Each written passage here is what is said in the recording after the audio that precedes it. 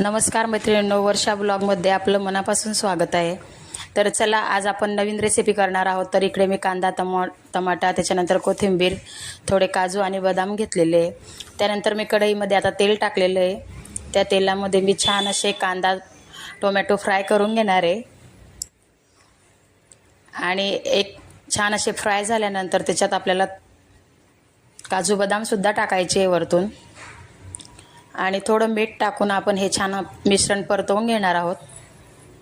तर मिश्रण परतवत असताना मी बघा वरतून काजू बदाम सुद्धा टाकलेले, कोथिंबीर टाकलेली आहे।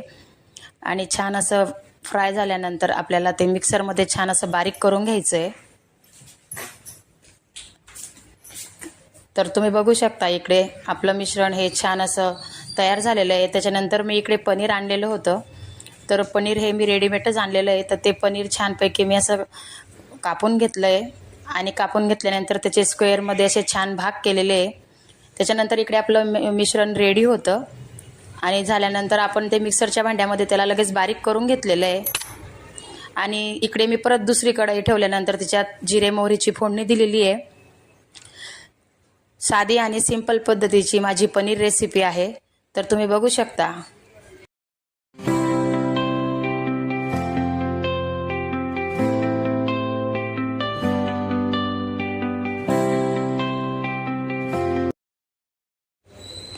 तर चला, इकडे बघा छान मिश्रण असं आपण तयार करत आहोत, आणि त्या मिश्रणाला तेल खूप छान पद्धतीने सुटलेलं आहे। त्याच्यानंतर मी इकडे सुहाना गरम मसाला ॲड केलेला आहे। त्यानंतर थोडी चिमूटभर मी हळद टाकली आहे। त्यानंतर मी लाल मिर्च पावडर टाकलेली आहे। आणि अजून चांगल्या पद्धतीने तयार झाल्यानंतर आपण ते फ्राय करणार आहोत। इकडे आलं लसूण पेस्टसुद्धा ॲड केलेली आहे मी। आणि चांगल्या पद्धतीने तयार झाल्यावर तेल सुटल्यावर आपण वरतून पाणी टाकणार आहोत। थोडं असं पाणी टाकणार आहोत। वरतून मी छान अशी कोथिंबीर टाकलेली आहे, आणि जे आपण पनीरचे जे तुकडे होते ते छान पद्धतीने आपण